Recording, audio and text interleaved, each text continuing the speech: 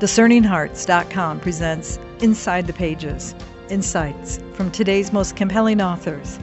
I'm your host, Kris McGregor, and I'm beyond delighted to be joined by Mother Dolores Hart, who is the prioress of the Abbey of Regina Laudis in Bethlehem, Connecticut. A former actress, she remains a voting member of the Academy of Motion Picture Arts and Sciences. With Mother Dolores Hart, we go inside the pages of The Ear of the Heart, an actress's journey from Hollywood to Holy Vows, published by Ignatius Press.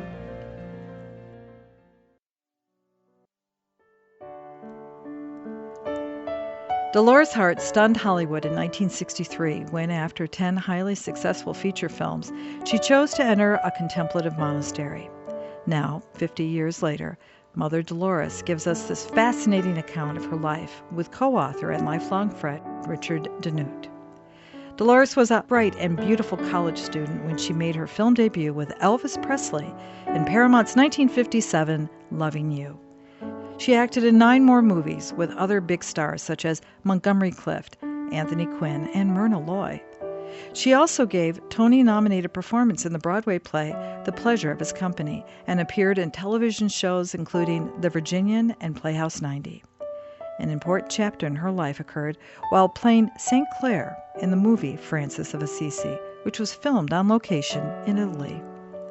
Born Dolores Hicks to a complicated and colorful Chicago family, Mother Dolores has traveled a charmed yet challenging road in her journey toward God, serenity, and yes, love. She entered the Abbey of Regina Laudis in Bethlehem, Connecticut, in the peak of her career, not in order to leave the glamorous world of acting she had dreamed of since childhood, but in order to answer a mysterious call she heard with the ear of the heart. While contracted for another film and engaged to be married, she abandoned everything to become a bride of Christ.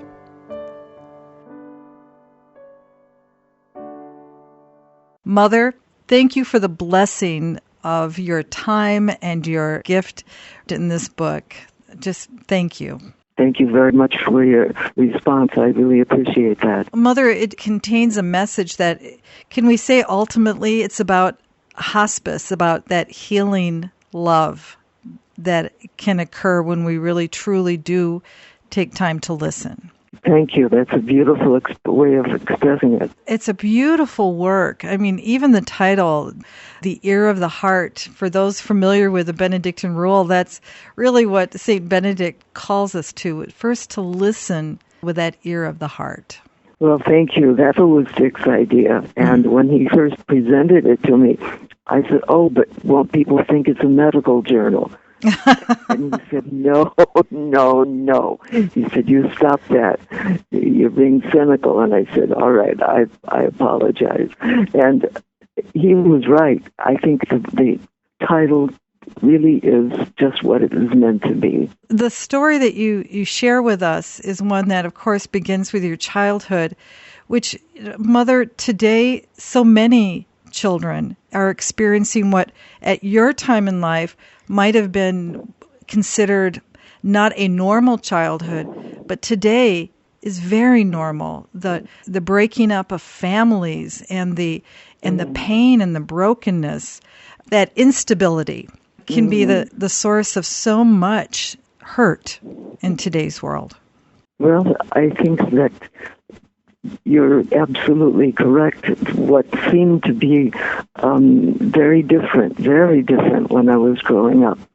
I came from a family situation that few did in those days.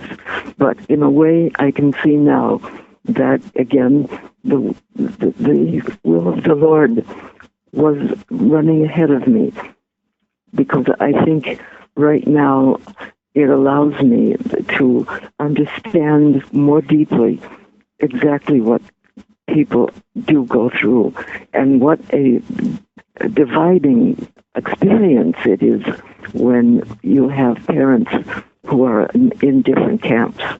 Mm-hmm. You think you can handle it, but none of us do for a long time. My grandparents were God's way of answering my own need for a parental love and for stability and for those whom I could trust. They were extraordinary people that I miss and look forward to meeting again one day. I love the story of your first communion, of being that young girl in the school who was not Catholic at the time, but wanted to be a part of something. Well, I did, and of course, I told the sister I want to have bed with the children, and she thought I meant the Eucharist, and not what I wanted was the sweet rolls and the chocolate milk.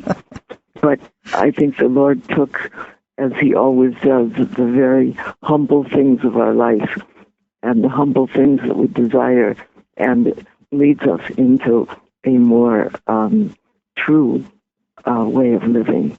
And Mother, that's so beautiful about this entire book, is that in all of those experiences that you share with us, it's upon reflection. I mean, sometimes we can listen, but while we're in the moment, we don't fully grasp what the Lord was doing until we have a chance to ponder. Yes, that's right, Chris. I think it's said at one point in the book that you really were probably the most envied girl in Hollywood, if not in the nation. Yeah, that's right.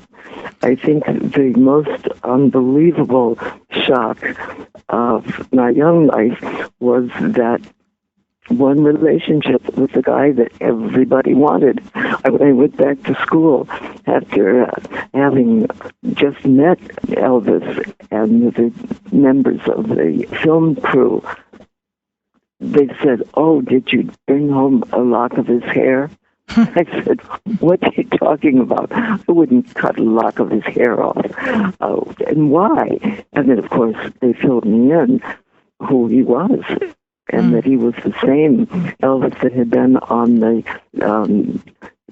television show and cut off from the waist. And the experiences you had, I mean, you met so many people. Mm-hmm. Well, when I first saw the papers, when it said, "The Hart girl is the envy of the nation," and I said, "Who is she?" And I just did not realize that I was in that cast. So I think that's what happens so often in our life. The Lord gives us amazing gifts and brings us into an incredible advantage in our life, and we don't realize it for a long time, how beautifully we were put into our mission. But there was something happening for you as well, because even in the midst of all of that, you could have taken a certain path in your life, and yet there was this stability, can I say, of virtue that seemed to be playing out, and you may not have even realized it. No, I didn't. But in a certain way, I think God's presence, His gifts, always come through people that we don't realize at first are the emissary or are the angel. For me, it was Maria Cooper, who became a friend of mine. And she was just a year older than I. But Maria, her father was Gary Cooper. She had grown up in Hollywood. And she knew the ropes. She knew what to do and what not to do. And she became a great help for me all through my life in Hollywood, constantly giving me a clue as to what would be worthwhile doing and where not to go. It wasn't that you hadn't experienced the edges of life, can I put it that way? Yes. You saw a lot of how rough it could be, and yet you had all these angels, as it were, in the guise of in the lives of so many people who gave you such paternal warmth, like a Gary Cooper. Yes, that's right. In fact, I became his godmother when he finally entered the church many, many years later. in 1960. I believe, when I say many years later, it seemed like many years later. Yeah. It was 2 years later. but that was a great privilege. And I still have a beautiful, it's a cross with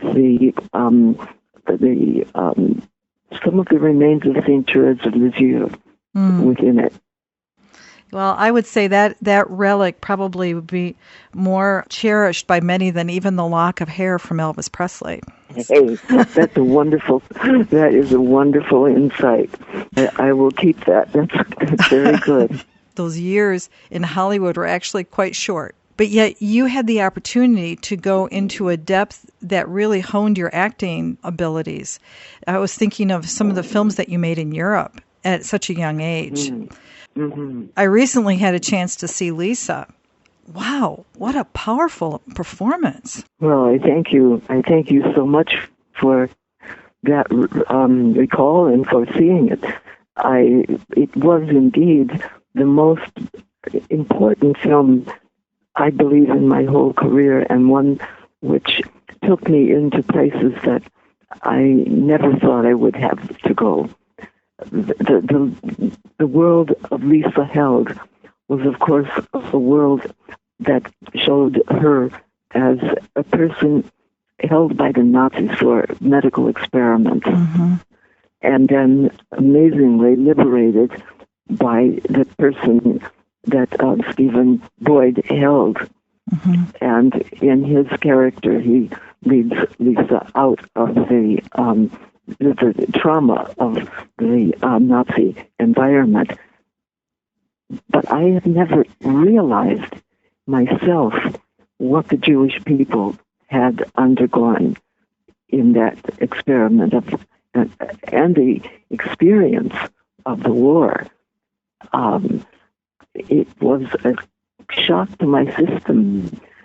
A friend of mine introduced me to a woman, Suzanne Zada, who had lived that herself, and she was a great help to me to get into that part and to obey it with all of the energy that my limited acting experience could bring to it. And yet there was something that really touches, I have to say, at the heart when you watch it, and to realize that it was filmed not even 20 years after the experience of so many in Europe. I think that's why it spoke so strongly to a European audience. And and in a way, Mother, and I don't mean to stretch this, but it seems as though what that character was undergoing and her need for healing is not unlike the type of torture. Hers was a physical torture, but also the emotional. And even in our spiritual life, we undergo a torture that sometimes we need the help of others to help bring us through. Well, the dissociation that so many people go through nowadays because of being split up in their family, not having the right environment, and being used in the wrong way, entering into sexual relationships that has no true value, and then coming away, finding themselves not knowing who they are. Lisa did teach me that the world was going to change, and I had to be ready and to be capable of compassion for people, young persons who really were at war with the evil spirit. Yeah, it's amazing what chaos that type of pain can cause. Yes. I think that's what's so wonderful about the stability of the rule of Saint Benedict. Yes. To you in your life. I think that the gift of that stability is unbelievably consoling and healing, because when you know, to a certain extent, because none of us know what's coming in the next minute, the next hour, But when there's a way of living that gives you that planting into your life in such a way that you can do things, you can count on another hour, another day. The flower will grow that you plant. It's a very healing thing. And the trust that it took for you when you eventually would visit the monastery and you began to have this peace that would come about, and then you would leave and you yearned for that peace, to pursue that and to try to figure out, well, am I being called to something? I love those portions of the books with your conversation with Reverend Mother Benedict. Yes. Yes, she was wonderful. It's such a beautiful, another angel in my life, but a very severe one, because she would never let anything go by without going right to the quick. Just when I spoke to her, what is it that you want, Dolores? Well, I want this and this and this. Well, of course you do. But what is it that you really feel you must do? Well, this is God's desire. No, it's not God's desire. God desires for you to desire. He knows what he wants. You find out what you want. Oh, it was amazing. Well, Mother, I don't think you could have gotten a bigger hint than if the Holy Father, Pope John the 23rd, looks right at you. Kind of almost changes your name in a way by looking at you, and it brings you to another woman who was called to an enclosure. Yes, indeed. And when he said to me, no, Chiara, and I said, oh, no, Your Excellency, my name is Dolores. And he looked at me and he said, no, for you, it is Chiara. And I stood there, and I can't argue with him. He's the head of the church. He's the one but this all going through my mind in a split second, and the shock of what is he saying to me. Mm-hmm. Mm-hmm. So you're right on the button. And to be able to be a part of that particular movie, I have to tell you, Mother, that is, I've seen them all. I've seen all the different films on the lives of Francis and Claire. In that one, there's something very poignant, something very compelling about the performances and the production of that particular life of Francis. Well, I really appreciate that, because I certainly felt so. I felt living in Assisi as we did for almost 3 months. Mm. And for a long time, I was the only woman in the crew. And I just was there observing and absorbing everything and waiting for my turn to say the few things that I was called on to say. But in the meantime, my soul was just becoming vibrant with the truth of these two beautiful persons who had given their life to God and were living in the church that was near my hotel window, and the actual body of St. Clair, who was just down the street. Mm.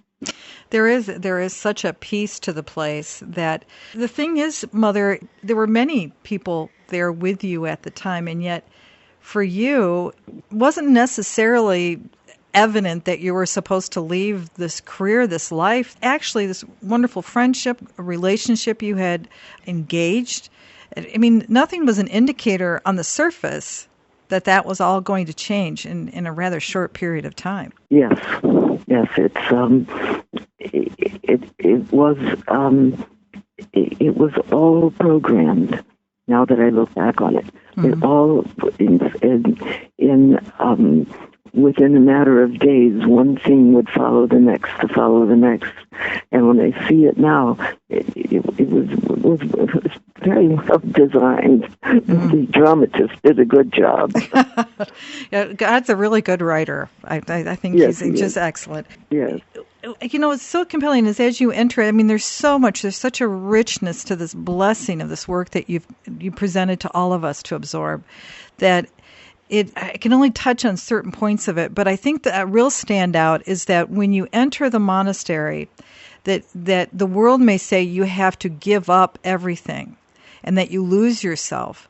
But from everything you've shared with us, it shows as though you didn't actually lose anything, but yet all the things that the qualities inside of you, and even your gift, your vocation of being the actress, to be able to preserve the arts for a culture, that's what stands out. It becomes beautiful in its purity. Well, I think that's the very thing that I try to help young people who come now to the monastery to understand, is that as we approach religious life now, don't leave everything at the gate.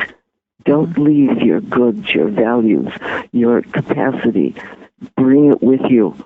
Bring it with you and allow it to be formed to serve in a completely free way in which you don't possess it out of its capacity to really move in God's own design.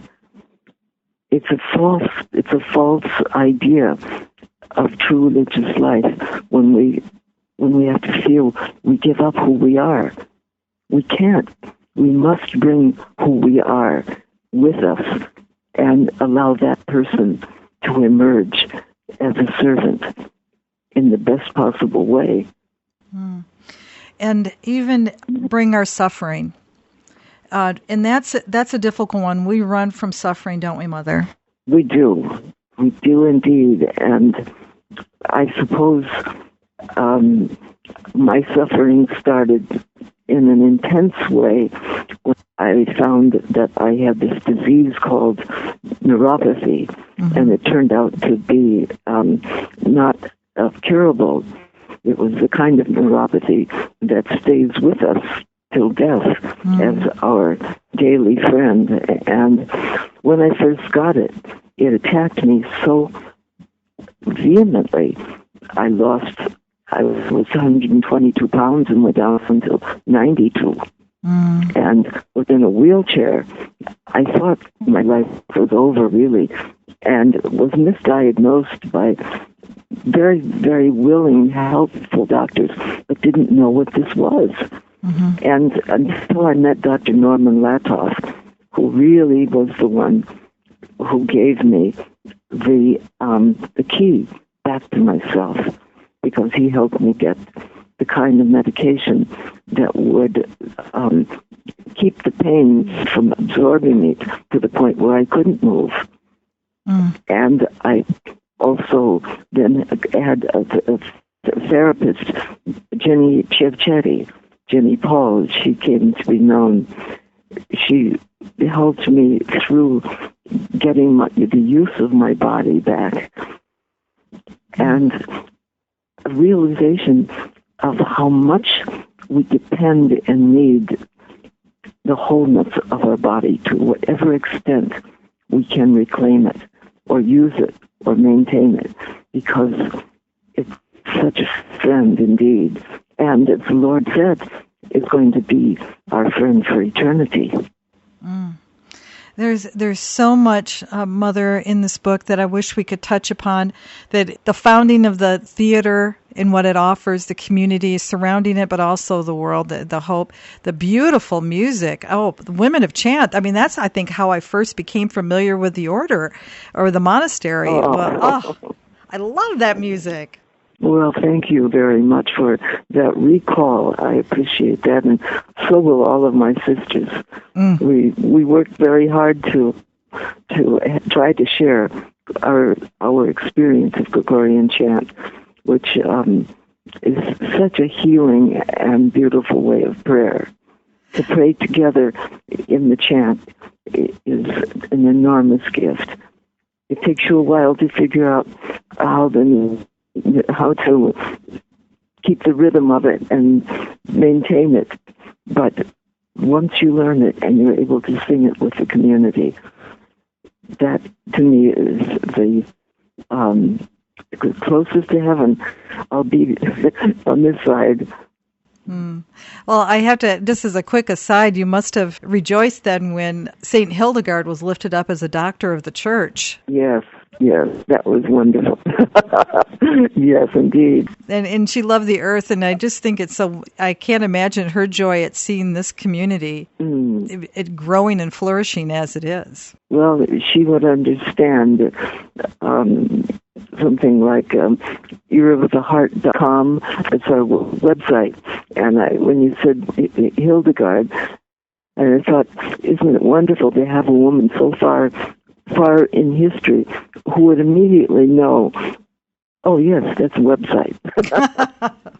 Oh, it's wonderful. Well, I wish we had more time, Mother, but I would ask you, any final thoughts? Well, I just thank you very much for what you are doing. And I want you to know that just the way you have listened and engaged my story and given me the context to offer this, your work and your message and your mission, Kris, is a wonderful one. And I will pray for you that you stay strong and as available as you do, because if you help everyone the way you helped me this morning, that's going to be a wonderful mission for a long time. Well, Mother, that you just don't even know what a sincere blessing that was just for me. So Godspeed in all you do, and you are in our prayers. I think your words today have just given us a nice warm anointing. I just thank you so much. I love this book. I just got to tell you, I didn't want to put it down. I hope the story continues on for a second volume. How about that? Oh, well, thank you. How encouraging you are. If you ever come to Connecticut, I'll sign the book. And if I ever get to Heartland, which I hope to do because I come from Chicago, I'll find you. All right. I'll be looking forward to it. Okay. Mother, thank you so much. Have a beautiful day. And you too. Bye now. Bye-bye. With Mother Dolores Hart, we've gone inside the pages of The Ear of the Heart, an actress's journey from Hollywood to holy vows. To learn more about this book or to obtain a copy, go to Ignatius.com, the website for its publisher, Ignatius Press, or you can find it at any fine Catholic bookstore. To hear and or to download this discussion along with many others, go to DiscerningHearts.com. I'm your host, Kris McGregor. Join me next time for Inside the Pages, insights from today's most compelling authors.